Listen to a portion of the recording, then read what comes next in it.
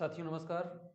जैसा कि आप लोग जान रहे हैं, टेट सुपर टेट की ये सीरीज़ चल रही है और आज का ये वीडियो बहुत ही इम्पोर्टेंट है। यहाँ से एक नंबर आपका हर प्रश्न में आता है, चाहे टेट हो, सुपर टेट हो या सी टेट हो।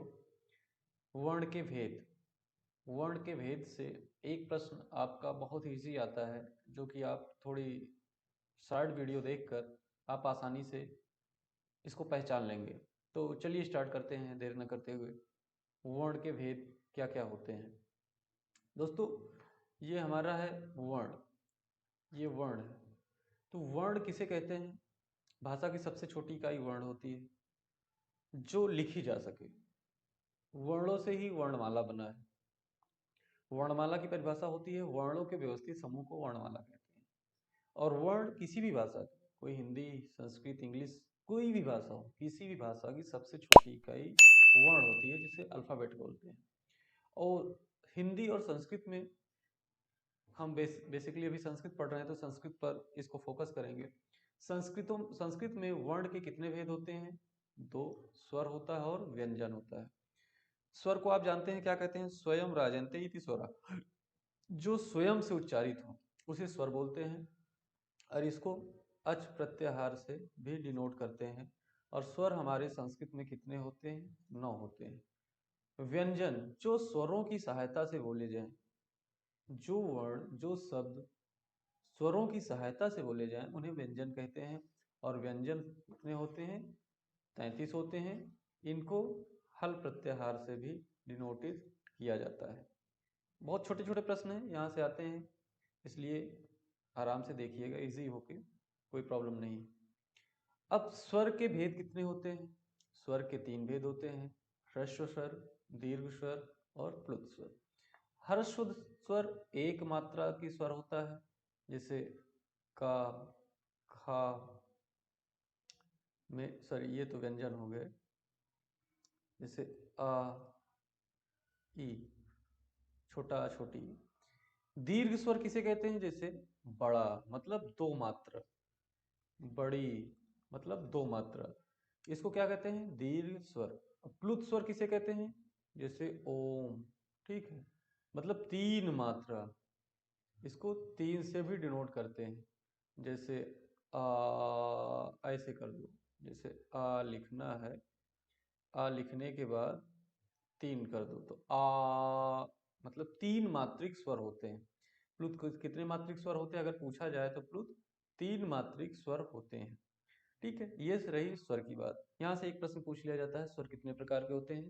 पहला प्रश्न का उत्तर हो गया, स्वर 3 प्रकार के होते हैं। पूछा जाए प्रश्न, प्लुत कितने मात्रिक स्वर होता है? तो प्लुत 3 मात्रिक स्वर होता है। चलिए व्यंजन की तरफ चलते हैं। व्यंजन भी हमारा 3 होता है। स्पर्श व्यंजन, स्पर्श व्यंजन का से मातक होता है। काका अंगा, काका अघा अंगा चचा जी टठड़ा तथना पभा। का से माँ तक जितने भी वर्ण होते हैं वो स्पर्श व्यंजन के अंतर्गत आते हैं। अंतःस्थ व्यंजन बहुत पूछा जाता है दोस्तों, यावा राला। अंतःस्थ व्यंजन कौन कौन से होते हैं? यावा, राला, ये 4 व्यंजन अंतःस्थ व्यंजन होते हैं। लेकिन यहीं पे अब प्रश्न पूछा जाने लगा, अर्धस्वर। अर्धस्वर हमारे कौन कौन से हैं? या और व। अर्धस्वर हमारे कौन कौन से हैं? या और व।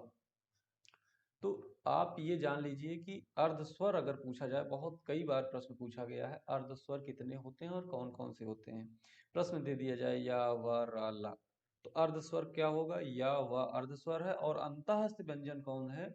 या व रा ला, ये आपका अंतःस्थ व्यंजन है। अब ऊष्म व्यंजन कौन से हैं? ऊष्म संघर्षी व्यंजन, तीनों सा और हा, सा खा शा हा, ये हमारे ऊष्म व्यंजन हो गए। ठीक है, अब जो है पूछा जाए स्पर्श व्यंजन, का से मा तक, अंतःस्थ व्यंजन यावा राला, ऊष्म व्यंजन शाखा शाह। ठीक, अब चलते हैं संयुक्त वर्ण। यहां से भी एक प्रश्न आता है, संयुक्त वर्ण हमारे कितने होते हैं? जो कि पहले व्यंजन पूछा जाता था, मैक्सिमम प्रश्न में पूछा जाए, लेकिन एक बार आपका पूछ लिया गया संयुक्त स्वर और सब लोग व्यंजन लगा के चले गए। ठीक है, तो यहाँ पे आप ध्यान दीजिएगा, मैंने दोनों चीजों को यहाँ पे डिनोट कर दिया है।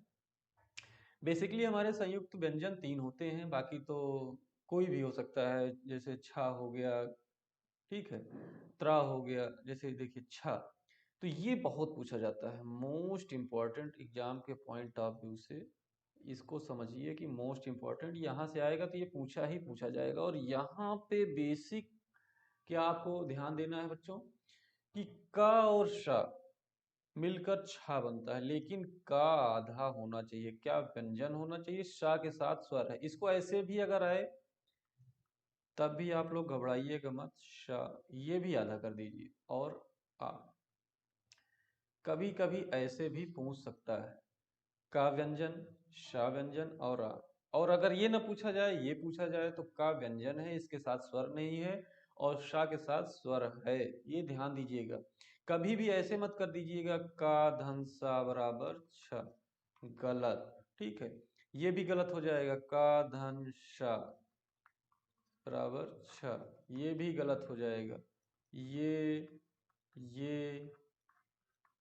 ये भी गलत हो जाएगा। तो आपको पता है आधा का और पूरा शा बराबर छा, यही सही होगा। बहुत ही माइनर डिफरेंस है, इसलिए इस चीज को आप हमेशा ध्यान दीजिएगा। वैसे ही त्रा के साथ है आधा ता और रात्रा बन गया, वैसे ही ज्ञा के साथ है जा और इया मिलके ज्ञा बन गया। दोस्तों ये तो रही संयुक्त व्यंजन की बात। यहाँ से एक प्रश्न आता है, इसलिए इसको हमने इस पीपीटी में शामिल किया। इस बार पेपर में आया था संयुक्त स्वर किसे कहते हैं, ज्यादातर लोग पढ़े ही नहीं थे। संयुक्त वर्ण पढ़े थे, संयुक्त वर्ण किसे कहते हैं, संयुक्त वर्ण छत्रंज्ञा, ये संयुक्त वर्ण है, ठीक है। तो ये है हमारा संयुक्त स्वर। आ ए मिलके ए होता है, आ बड़ा मिलके ए होता है, ठीक है, आ उ मिलके ओ होता है, आ ओ मिलके औ होता है। ये चार संयुक्त स्वर हैं, इसको आप लिख लीजिए, समझ लीजिए। आ ए मिलके ए होता है, आ ओ मिलके ओ होता है, आ ओ मिलके औ होता है, आ बड़ा मिलके ए होता है। तो ये हमारा संयुक्त स्वर भी होता है संयुक्त व्यंजन के साथ। तो इस वीडियो में एक नंबर आपका सॉलिड हो गया, बहुत ईजी से। आप इसको कहीं नोट भी कर सकते हैं, नहीं तो स्क्रीनशॉट ले लीजिए या इस वीडियो को डाउनलोड कर लीजिए, रिपीटेड 2-4 बार देख लेंगे, क्लियर हो जाएगा। तो थैंक यू वीडियो को देखने के लिए।